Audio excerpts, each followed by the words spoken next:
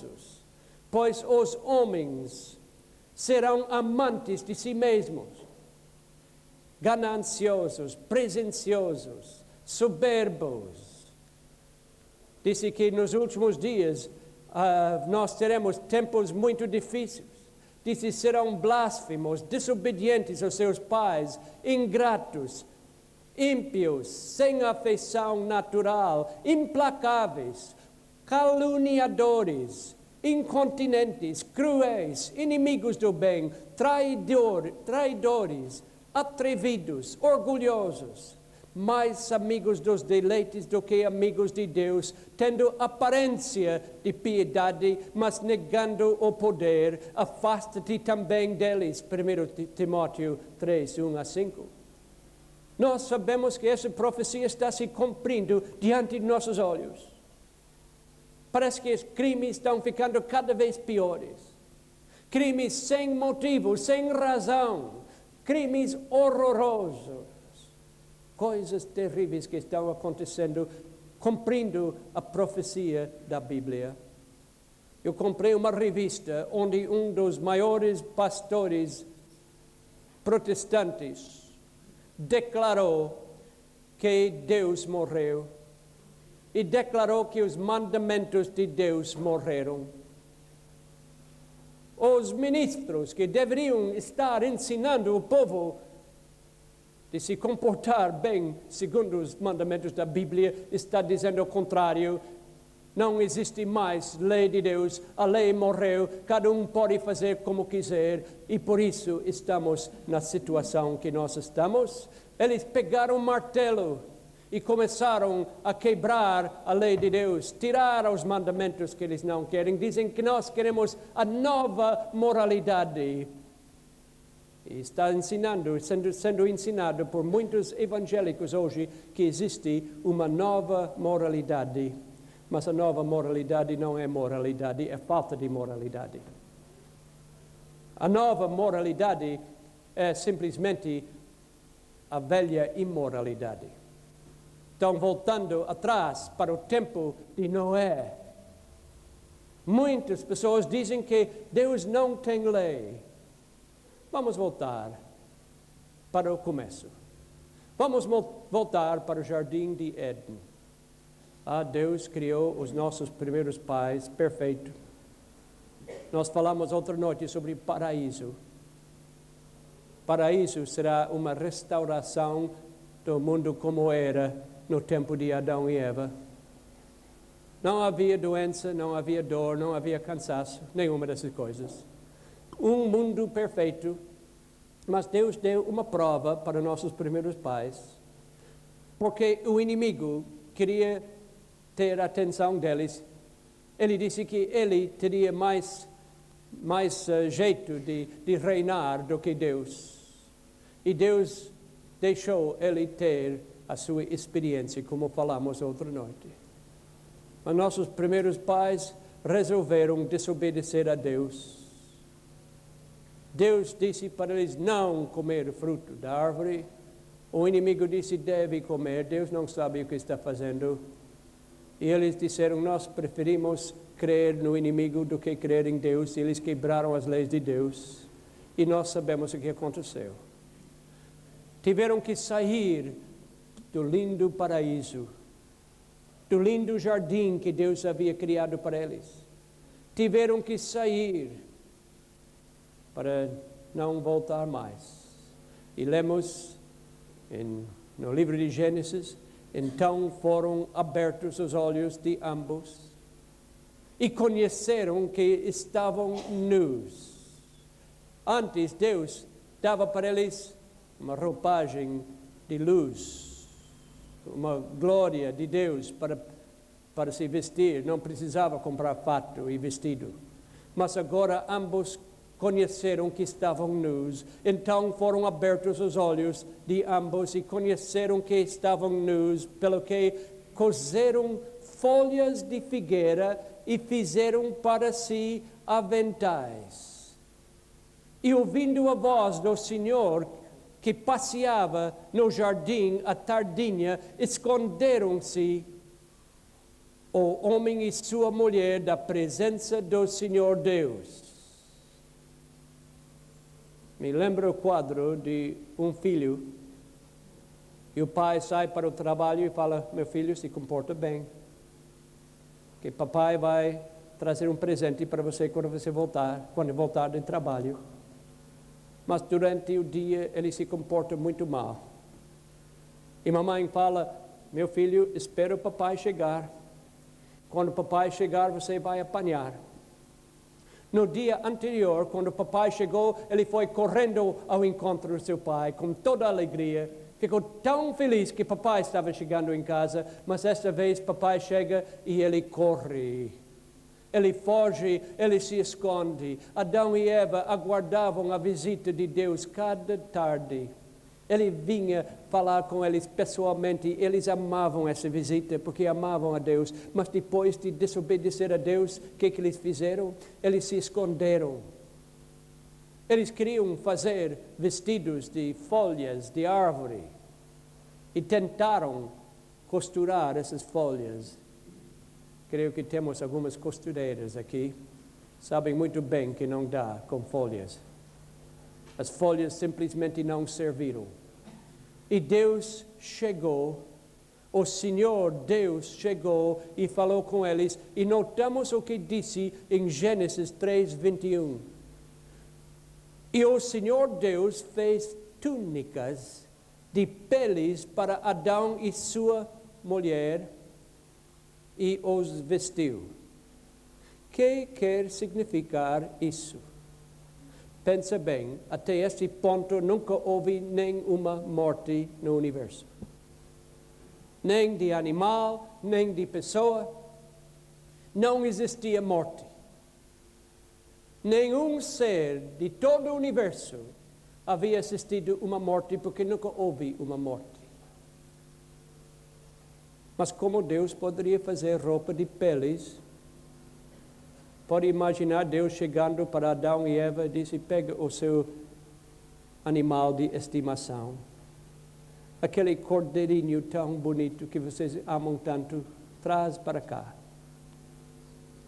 Deus disse: olha, vamos precisar matar esse animal para vestir vocês por causa do seu pecado. E tiveram que matar o animal, e pela primeira vez no universo, o sangue correu. Adão e Eva contemplaram a morte de um animal inocente. Alguém já viu uma ovelha morrer? Quando era jovem, minha irmã casou. E meus pais estavam planejando a festa do casamento. Eles compraram um cordeirinho, que seria o animal que daria carne para a festa do casamento. Era bem novo quando compraram e era meu animal de estimação. Eu brincava com ele, ele ficou muito meu amigo. Ele cresceu. Depois chegou o tempo do casamento. E chamaram um homem, açougueiro, para matar o animal. Eu nunca me esqueço. Não posso nunca esquecer quando veio o matador com faca. Parece que o bichinho já sabia o que ia acontecer. Não tentou fugir, não fez nenhum som. Simplesmente se deitou e mansamente deixou o homem cortar o pescoço e morreu. Eu tenho visto a morte de outros animais. Não gosto de matar nada, não posso. Mas em nossa casa tivemos galinhas e às vezes tivemos que matar galinhas. Eu nunca fiz. Meus pais queriam que eu fizesse, mas eu disse: de jeito nenhum. Mas a galinha faz tudo para escapar e mesmo sem cabeça já corre, continua a correr, não é? Eu já vi pessoas matar porcos. Em nossa vila se matavam porcos e de 2 ou 3 quilômetros se ouvia o barulho do porco quando estava morrendo. Mas eu nunca ouvi o barulho de uma ovelha. E por isso Deus escolheu uma ovelha para representar o seu filho que um dia viria à terra uma ovelha tão bonitinha. Existe animal mais bonito, mais amável, mais manso? Oh, como a ovelha é tão mansa e tão bonita. Eu peguei esta ovelha numa fazenda em Michigan e fiquei olhando e pensei, escolheu este animal para representar a morte do seu filho, porque quando João Batista viu Jesus, ele disse: eis o Cordeiro de Deus que tira o pecado do mundo. Porque Deus não podia desculpar o pecado. Quando eu fui para o Brasil, eu estava aprendendo português, eu não sabia a diferença entre desculpar e perdoar. E uma vez eu fui para a igreja e alguém pediu que fizesse uma oração, mas eu estava aprendendo ainda, e é mais difícil orar do que falar. E quando eu fui para o Brasil, eu não sabia uma palavra de português. Não sei muito ainda, mas naquele tempo eu sabia muito menos. Aliás, o povo falava que este homem não pode nem sorrir em português. Mas eu comecei a aprender algumas palavras e alguém pediu que fizesse uma oração. Eu disse: Deus, desculpe os nossos pecados. E o pastor me chamou ao lado e disse: não, isso está errado. Deus não pode desculpar pecado. Se Deus pudesse desculpar pecado, não teríamos mais ordem nesse universo. Teria uma anarquia completa. Deus havia dito que o salário do pecado é a morte. Quando Adão e Eva pecaram, ele não podia dizer: agora vamos perdoar isso e vamos para frente. Se ele fizesse isso, teríamos uma situação horrível. Deus não perdoou Lúcifer quando ele pecou. Ele iria dizer para Deus: como deixou eles escapar e não me deixou escapar quando eu pequei? Deus é completamente justo e sua justiça não pode ser alterada. Ele não podia perdoar os nossos primeiros pais e por isso Jesus disse: eu vou morrer no lugar deles. Eu vou para a terra tomar o lugar deles. Eu vou ser tratado como eles merecem, para que eles podem ser tratados como eu mereço. Eu li de um padre, no tempo da concentração, na guerra, e iam matar um dos prisioneiros, e ele começou a gritar. Ele disse: eu tenho esposa, eu tenho filhos, não quero morrer. E o padre Kolbe disse: olha, eu posso tomar o lugar dele? E as autoridades disseram que sim. E o padre foi morto e o homem foi salvo. Isso Jesus fez por nós. E depois que Deus deu esta ilustração a Adão e Eva, durante os tempos do Antigo Testamento, Deus usou esta ilustração. Nos altares, as pessoas vieram com cordeiros e matavam os animais no altar para representar a morte de Cristo. Durante séculos, haviam sacrifícios no tempo do Antigo Testamento, sacrifícios para representar a morte de Cristo. Os sacerdotes lá administravam os sacrifícios no templo, no tabernáculo. Cada animal que morreu mostrava que Jesus viria um dia. Era simplesmente uma ilustração e as pessoas usavam um animal para mostrar a fé que Jesus um dia viria morrer em nosso lugar. Século após século, isso continuou. Animais sobre o altar, mas se lembra, o animal não podia salvar ninguém. Esse animal mostrava Jesus que morreria para nós. Jesus veio como bom pastor, também como sacrifício. Jesus foi pregado na cruz para sofrer a morte que pertencia a mim. Assim Deus podia manter a justiça e ainda perdoar o pecador. João Batista disse: eis o Cordeiro de Deus que tira os pecados do mundo. Jesus foi o nosso pastor e ele também foi o nosso sacrifício. Ele não era somente o pastor, ele era a ovelha também. O Cordeiro também, ele fez as duas coisas. Ele morreu lá na cruz e naquele dia o sacerdote estava no tabernáculo, no templo, oferecendo o sacrifício. Havia um véu lá que dividia a parte santíssima da parte santa, lá no templo. E quando Jesus morreu, a Bíblia diz que este véu se rasgou de cima e embaixo, sem mãos, para mostrar que os sacrifícios acabaram, que nunca mais seria necessário sacrificar um animal. Se eu sacrificasse uma ovelha hoje, eu estaria dizendo, eu não creio que Jesus veio ainda. Porque sacrifício era uma sombra das coisas vindouras, apontando a vinda de Cristo. Se eu fizesse o sacrifício hoje, eu estaria dizendo que Jesus não veio ainda, eu ainda estou esperando o Messias. Os sacrifícios acabaram. Não haviam mais sacrifícios. Por isso a Bíblia disse, Paulo disse no livro de Colossenses, e havendo riscado o escrito de dívida que havia contra nós nas suas ordenanças, o qual nos era contrário, removeu-o do meio de nós, cravando-o na cruz. O que foi pregado na cruz? O sistema de sacrifícios. Ou será que os 10 mandamentos também foram pregados na cruz? Muitos cristãos ensinam que sim.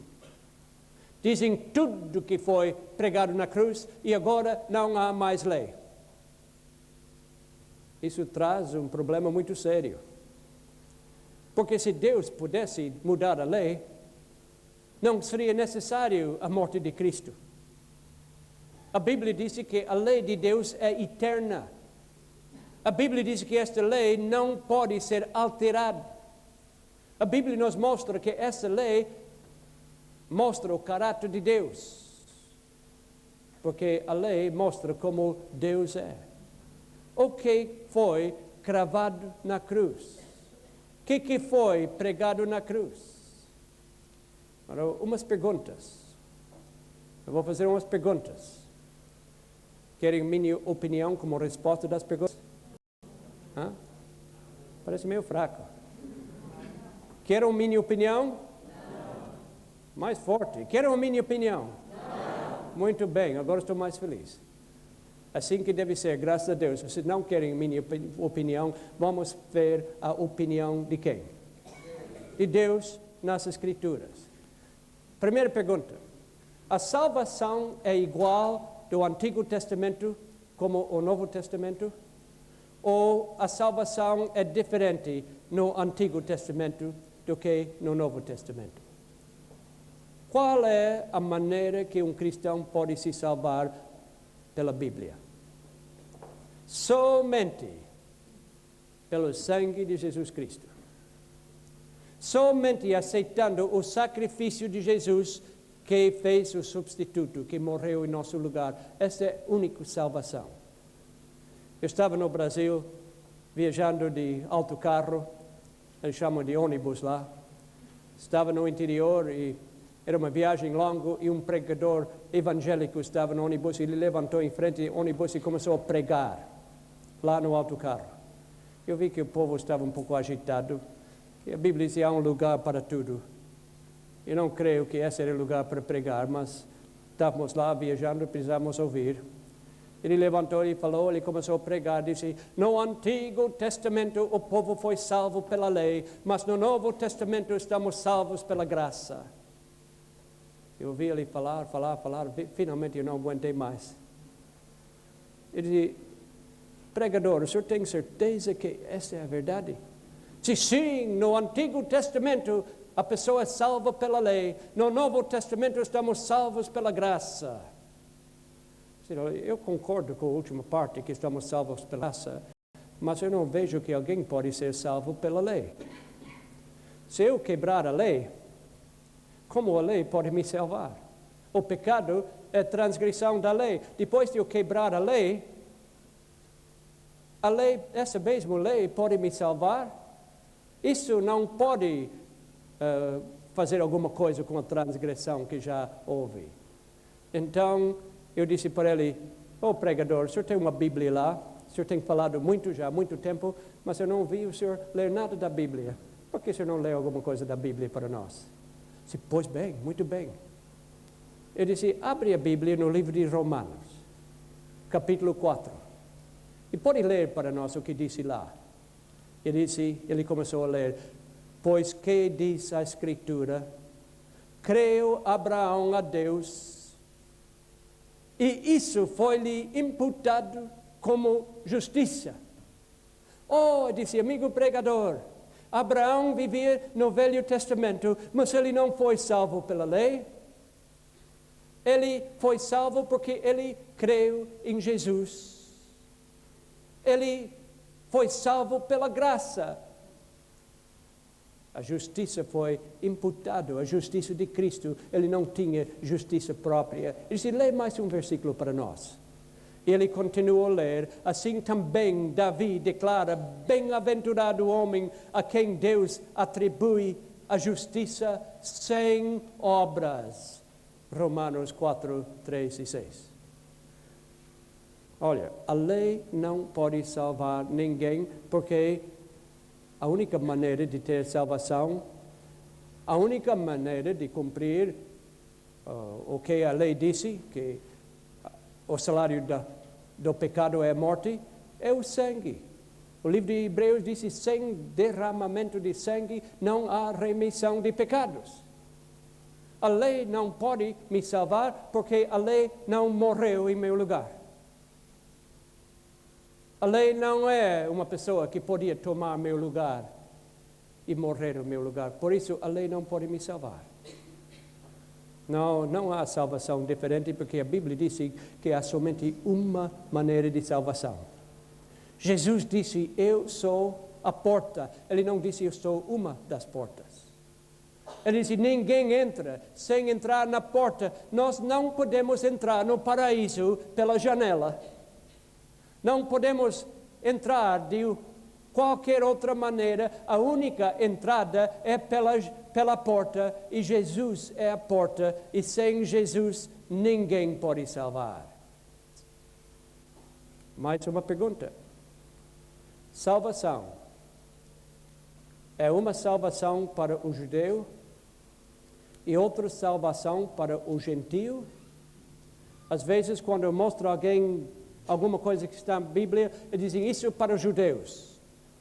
Eu pergunto, os judeus têm outra salvação do que os gentios? Querem minha opinião? Não. Obrigado, graças a Deus. Vamos para a Bíblia. Eu faço a pergunta, a Bíblia responde. Vamos ver o que disse a Bíblia sobre este assunto. Como é a salvação? A Bíblia diz, não há judeu nem grego, não há escravo nem livre, não há homem nem mulher, mas porque todos vós sois um em Cristo Jesus. Gálatas 3:28. Não existem duas salvações, existe uma salvação só. Jesus é a porta e não há outra salvação. O que Jesus disse? Eu sou a porta, e se alguém entrar por mim, será salvo. Jesus é a porta, e somente por ele que seremos salvos. São João 10:9. Não há outra salvação, a única entrada para o paraíso é pela porta da cruz de Cristo. Ele é o único que morreu em seu lugar. Ele é o único que morreu em meu lugar. Não pode haver nenhuma outra salvação. É a única salvação. Agora nós falamos do Velho Testamento. A Bíblia diz, ora, também o primeiro pacto tinha ordenanças de serviço sagrado e um santuário terrestre. Eu ouço pessoas dizer, mas eu não estou do pacto velho. Eu sou do novo concerto. Veja uma coisa. No velho concerto, o sacrifício, a ovelha, morreu para o povo. mas morreu em lugar do ser humano. Mas no novo concerto, o pastor morreu para a ovelha. O pastor era Jesus e ele se tornou a ovelha. Mas eu sei de muitas pessoas que dizem, olha, no Velho Concerto tinha leis e no Novo Testamento não tem mais leis. No Velho Testamento, Deus tinha um sistema legal para pessoas seguir. No Novo Testamento não tem sistema, cada um faz como quer. Mas como vocês já disseram que não querem a minha opinião, vamos para as Escrituras. Nós olhamos o acampamento lá de Sinai do povo de Israel, como o santuário antigo, onde foram feitos os sacrifícios.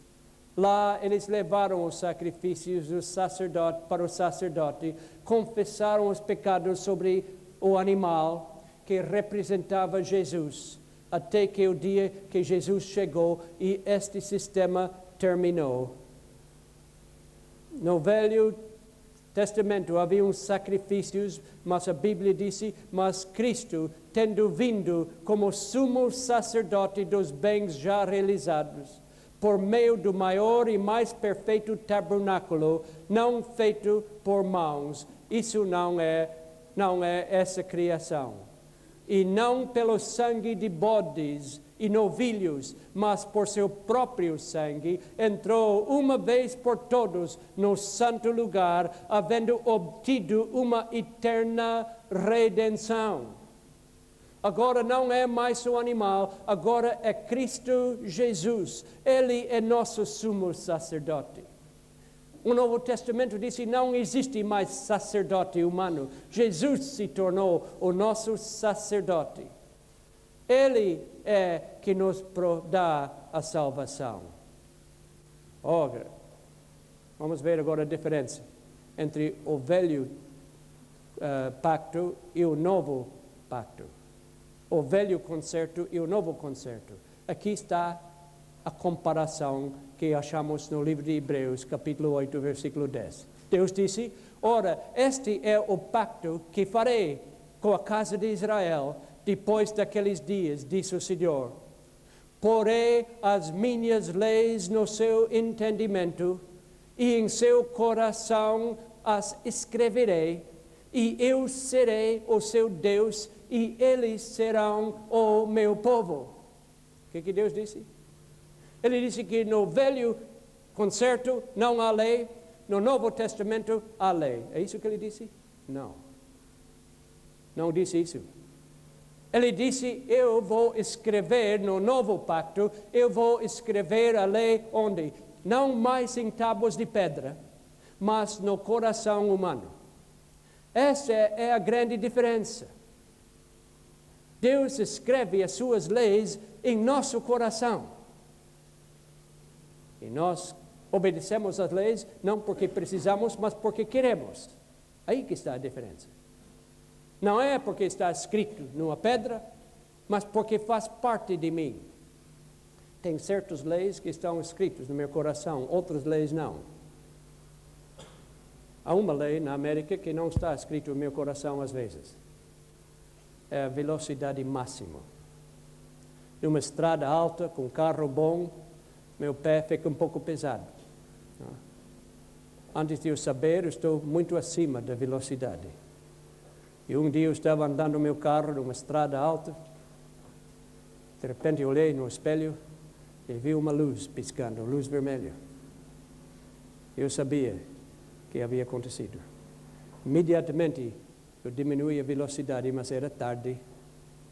O guarda saiu do seu carro e mandou parar. Disse, oh, seu guarda, eu sou um pastor. Tem mais motivo que o senhor deve obedecer à lei. O senhor vai para o tribunal. Eu fui para o tribunal. Entre os criminosos, lá estava eu. O juiz disse, é verdade que o senhor estava andando 140, quando a velocidade máxima era 120? Disse, sim, senhor, estou culpado. Depois, este juiz disse, eu vou lhe perdoar esta vez, mas nunca mais faz isso. Como eu fiquei contente. Esse juiz foi tão bom que eu estava agora debaixo da graça dele, não é? Agora não estava mais embaixo da lei, agora estava embaixo da graça. E sabe o que eu fiz? Fui correndo para o meu carro, coloquei na estrada e corri 160. Não.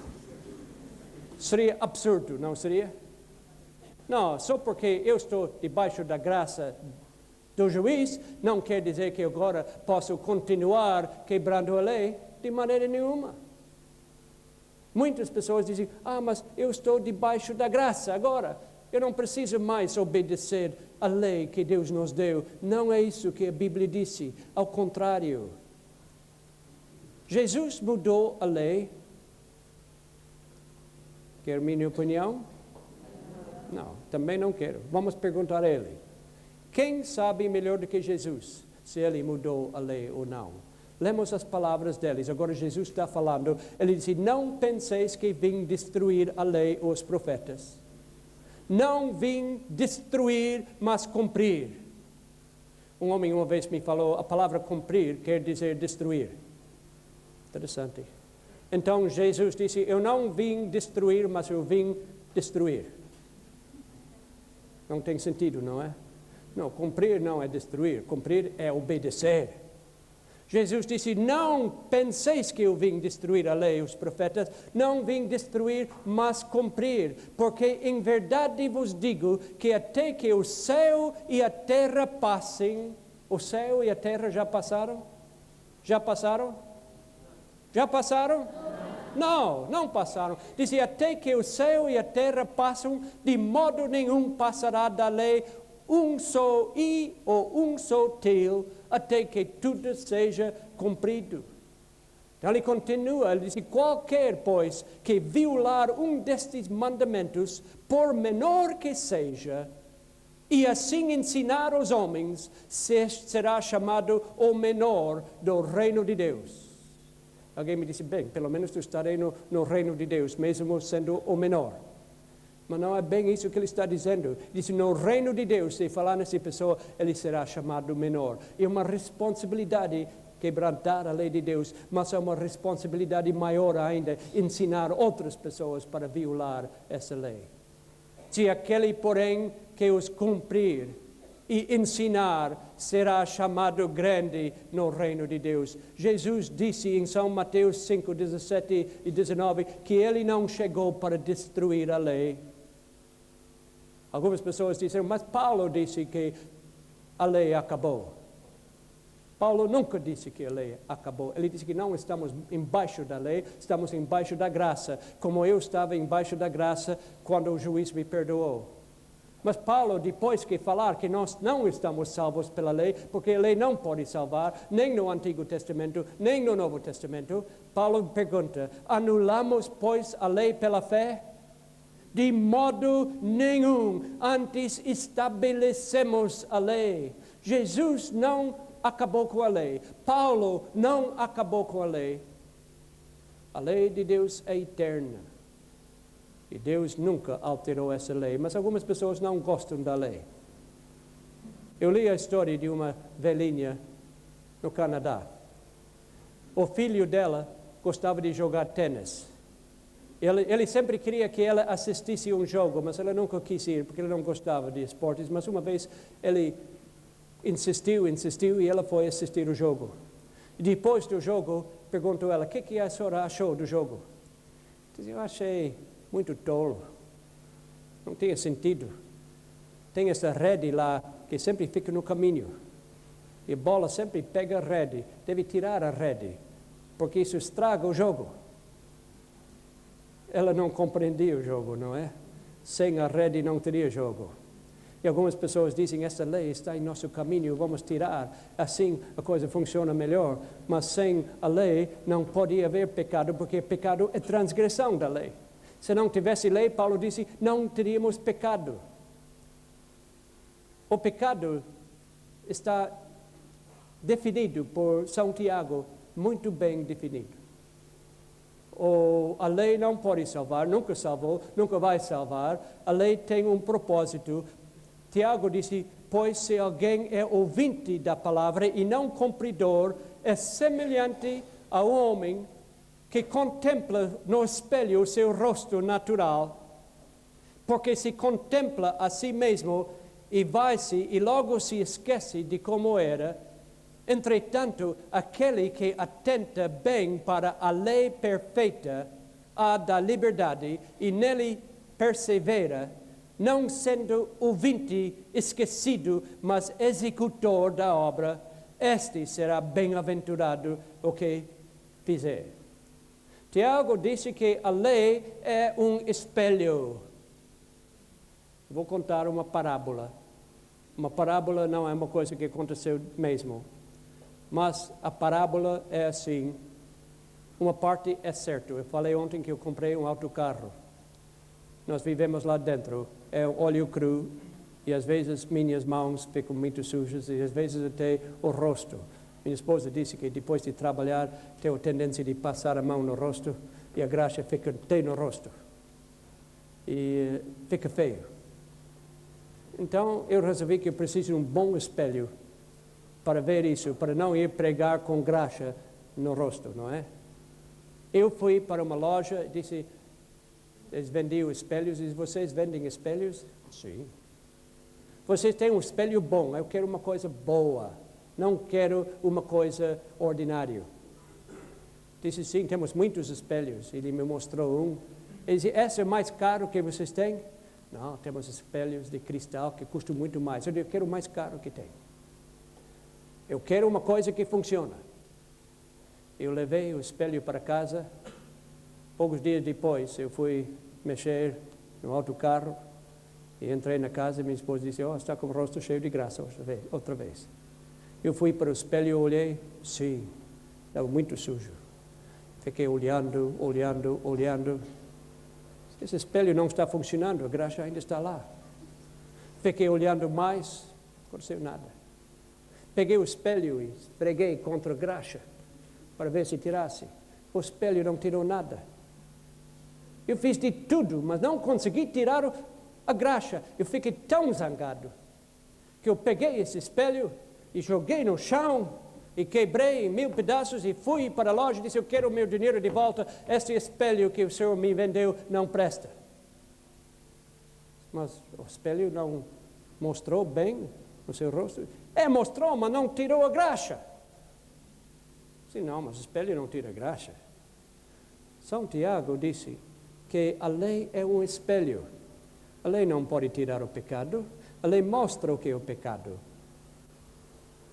O espelho não tirou a graxa, eu precisei água, sabão, um solvente especial para tirar a graxa e a graxa saiu. Jesus deu o solvente perfeito, que é o seu sangue, isso que tira o pecado. A lei não tira o pecado, mas algumas pessoas dizem que se a lei não tirar o pecado, eu não quero a lei, eles quebram a lei. Mas a lei não foi feita para tirar o pecado. Por que devemos obedecer a Jesus? Para nos salvar? Oh, meu amigo, pode obedecer tanto que quiser, mas a salvação vem somente pela graça. Você não pode se salvar com obras. Obras não salvam. Obras não salvaram o povo do Velho Testamento e não salvam as pessoas do Novo Testamento. Obras não salvam judeus e não salvam gentios. A única salvação é o sangue de Jesus. Então, se a lei não salva, por que precisa da lei? Jesus disse por quê.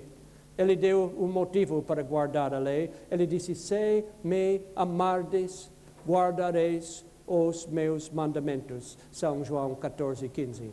Por que devemos obedecer a Jesus? Porque nós o amamos. Este é o motivo. A lei não é o meio da salvação, a lei é o fruto da salvação. A lei não nos salva, a lei é a consequência da nossa salvação. Jesus disse, se me amardes, guardareis os meus mandamentos. E tem mais um versículo que às vezes eu tenho medo de ler porque pessoas ficam ofendidas. Mas se lembra que se não gostar do verso que vou ler agora, eu não estou falando, Deus está falando. E se ficar ofendido com este versículo, fica ofendido com Deus. Porque ele que disse, não sou eu. Eu sou somente o homem que entrega a carta. Se a carta traz más notícias para ti, não deve culpar a pessoa que entregou a carta, culpa a pessoa que escreveu a carta. Jesus disse, aquele que diz, eu conheço, e não guarda os seus mandamentos, é mentiroso e nele não está a verdade. Agora, eu não chamo ninguém de mentiroso. Eu fiz isso uma vez e me arrependi, porque a pessoa que eu chamei mentiroso era maior do que eu.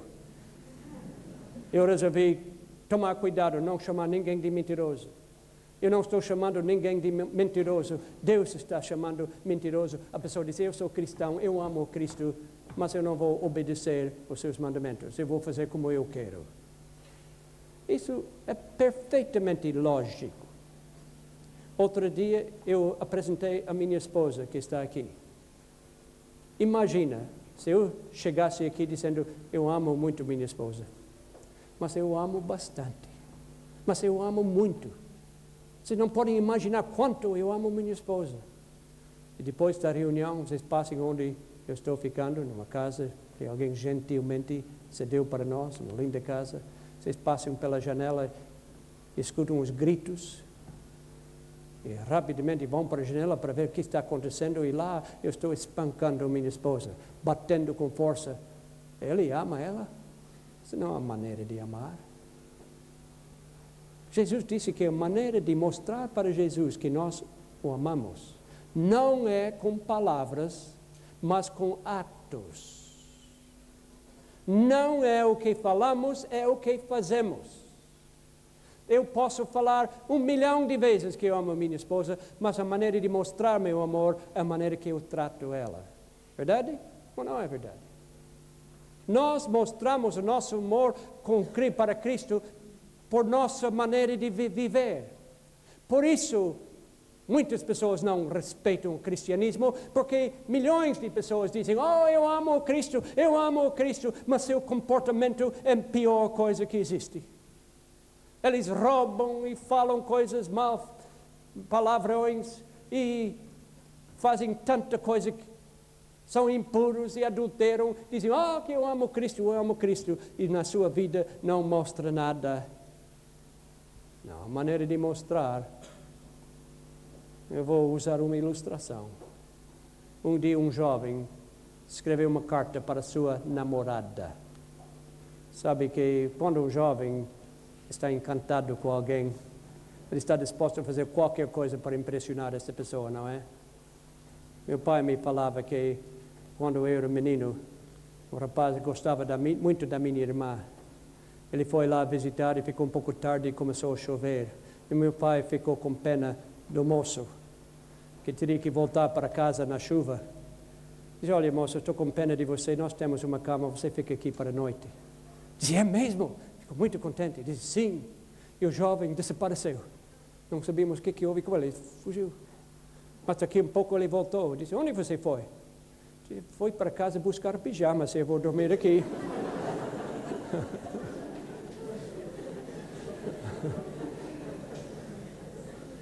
Quando amamos alguém, estamos dispostos a fazer qualquer coisa, não é?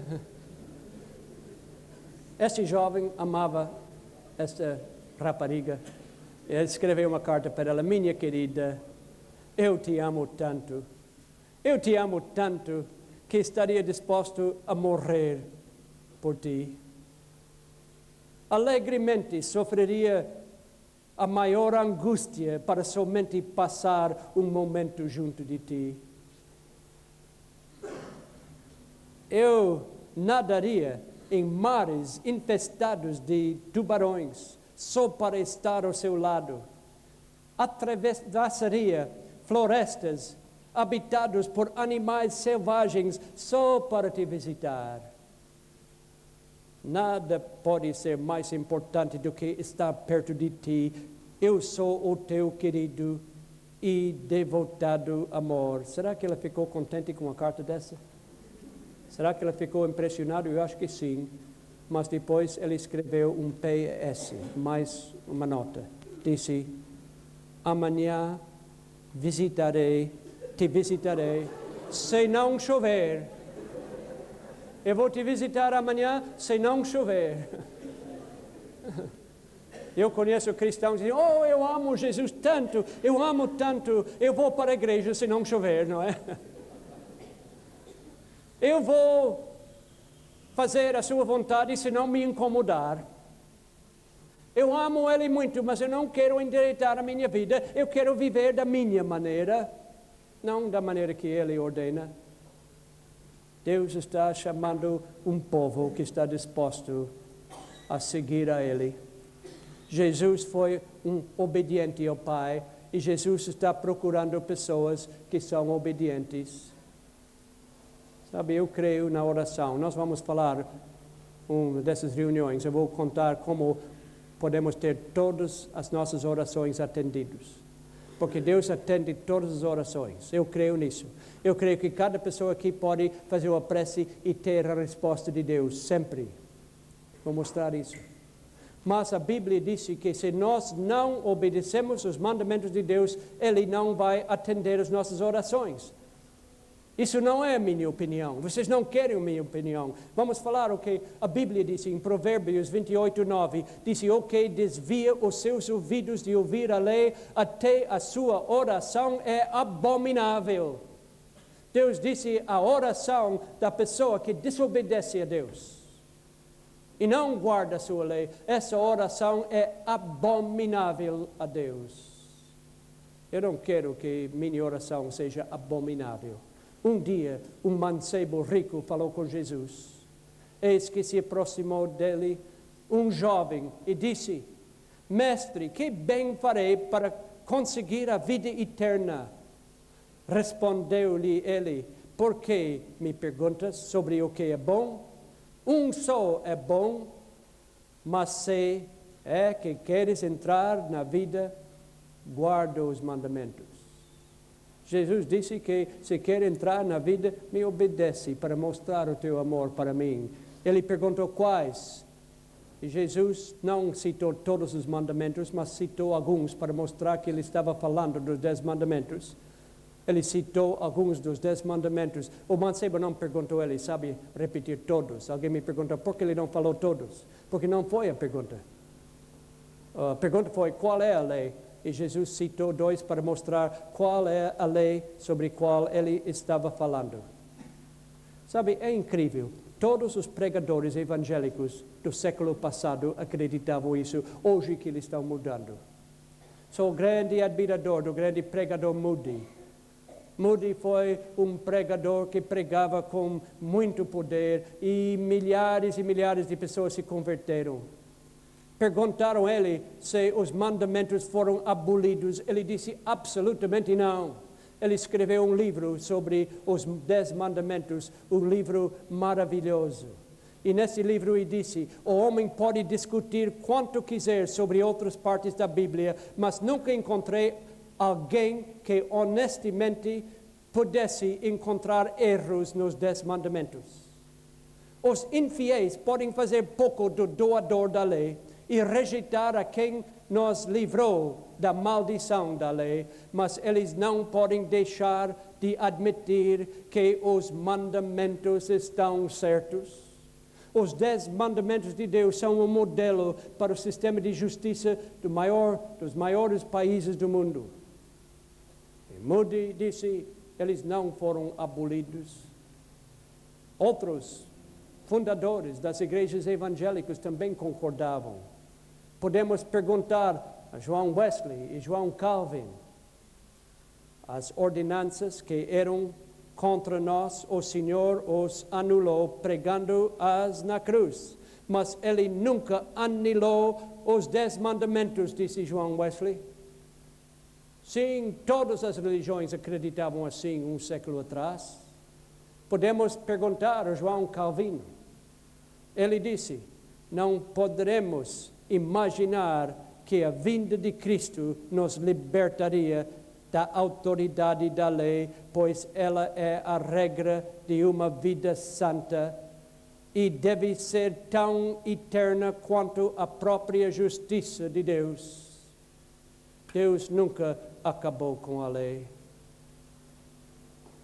Deus disse, não violarei o meu pacto. nem alterei o que saiu dos meus lábios. Salmo 89, 34. Nós não temos um Deus que está sempre mudando, que deu uma lei e depois resolveu que a lei não era boa e retirou a lei. Nada disso. Deus é constante. Ele não muda, Ele não varia. A Bíblia diz que Jesus Cristo é o mesmo, ontem, hoje e eternamente. Ele não muda. E Deus está chamando um povo que está disposto a mostrar o seu amor para Jesus, vivendo uma vida reta e uma vida justiça. E se alguém não está gostando do que eu estou falando hoje à noite, eu sinto muito. Mas eu prefiro pregar a verdade, mesmo se alguém não gostar, do que pregar uma mentira e agradar a todos. Eu não estou aqui para falar o que eu quero falar, eu estou aqui para falar a verdade. Eu tenho uma responsabilidade diante do eterno Deus para falar a verdade. E se alguém não gostar, eu sinto muito porque eu gostaria de agradar a todos, mas eu preciso falar o que Deus escreveu. Eu preciso falar o que é a verdade. Deus disse, muita paz tem os que amam a tua lei. E eu descobri na minha vida que isso é a verdade. As pessoas que quebram as leis não são felizes. Eles acham que têm mais liberdade, mas não têm. Eles são mais tristes. Eles andam com mais dificuldades. Eles sempre têm problemas. São as pessoas que obedecem a Deus, que são as pessoas mais felizes do mundo. Eu creio que mesmo não tivesse nem um castigo dos ímpios e nem um paraíso no futuro, eu ainda queria ser cristão, porque a pessoa que ama Jesus e obedece às suas leis é mais feliz. Posso provar isso. Eu posso lhe dar milhares de exemplos de pessoas que eu conheço, que não obedeciam a Deus e depois se converteram.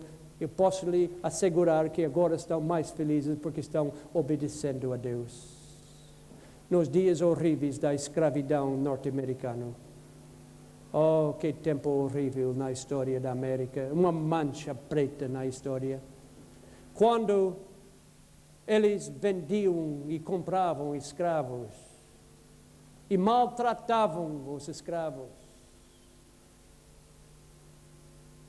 Tratavam os escravos às vezes pior do que animais. Um homem chamado Samuel foi escravo. Como ele foi maltratado? Ele vivia com a sua esposa e filho.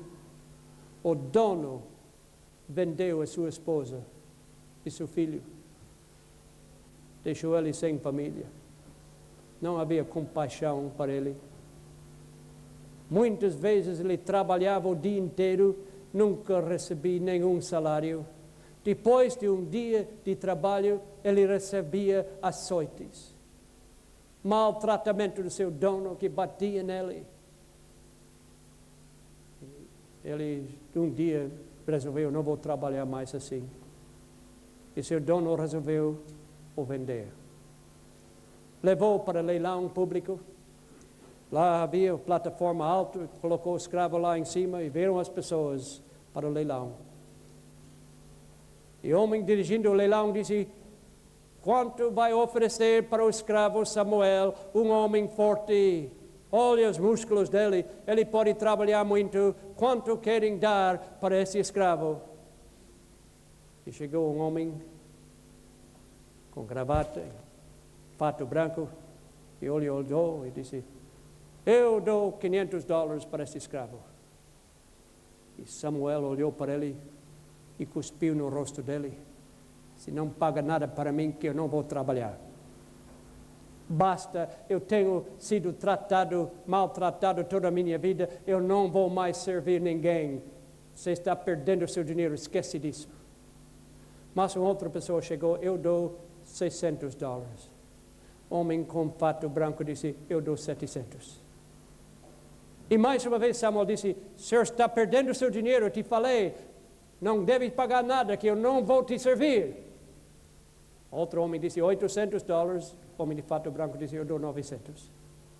Foi subindo. E Samuel sempre dizendo, está perdendo o seu dinheiro. Não deve pagar nada, porque eu não vou te servir.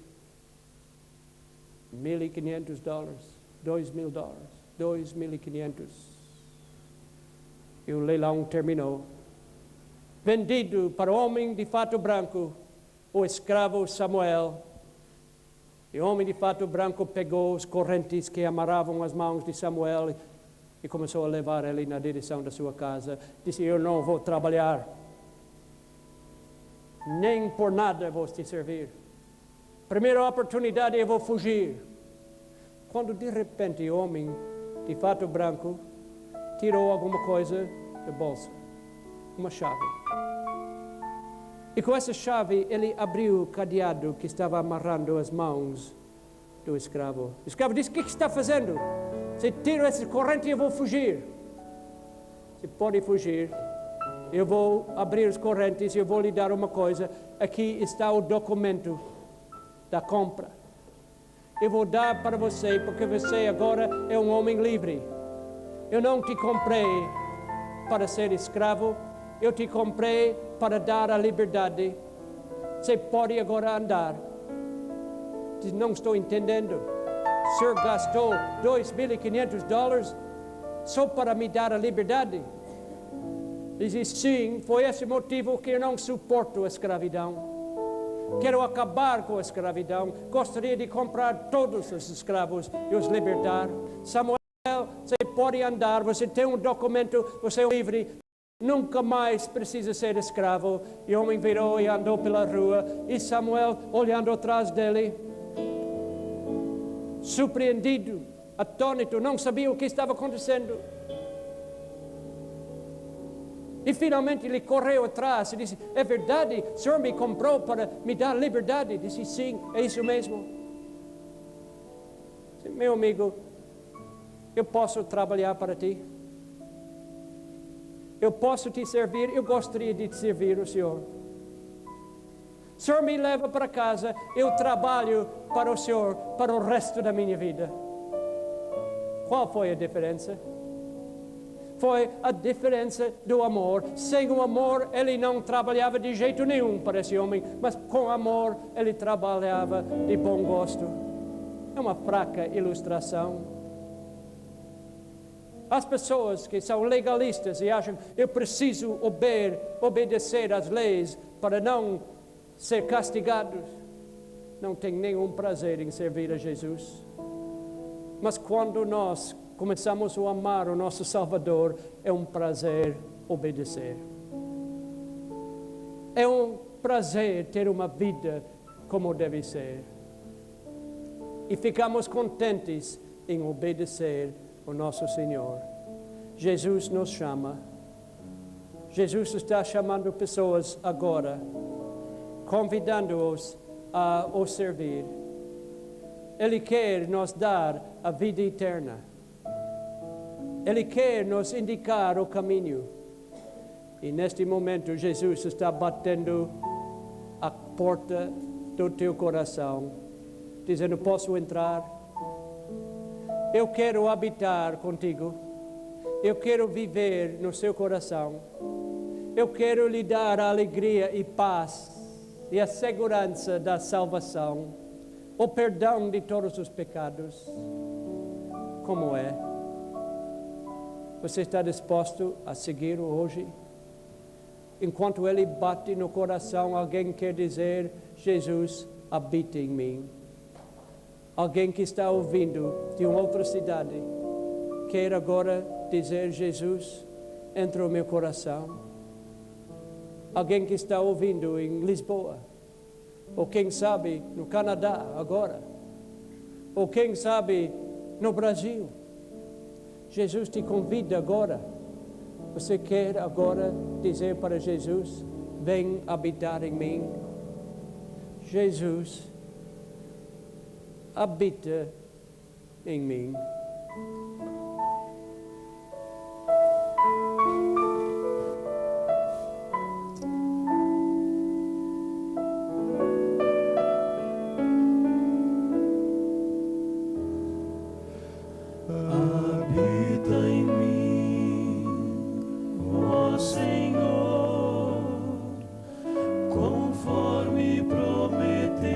Ó Pai, tenho ouvido ouvido sempre o teu chamar. Te peço, ó Deus, habita em mim, habita em mim, pelo teu poder. Preciso tantas decisões fazer. Dá-me essa tão preciosa luz, divina luz. Habita em mim. Pois me encontro em duras provas, tão difícil é vencer. Necessito um guia, dizendo aonde ir.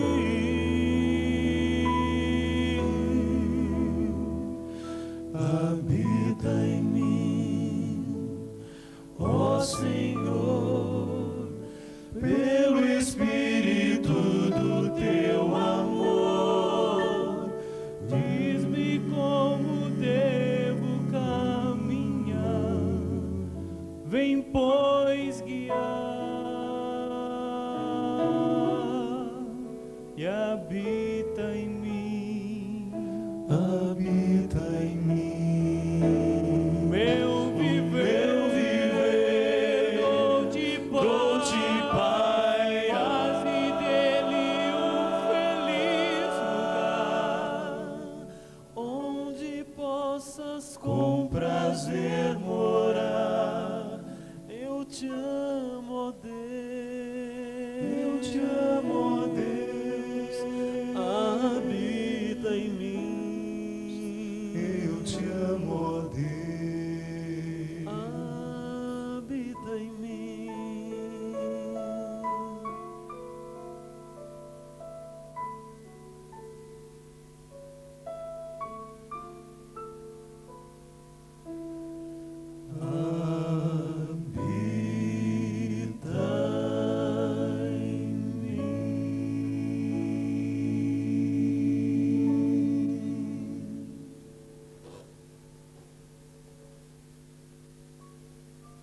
Alguém agora quer dizer, Jesus, habita em mim.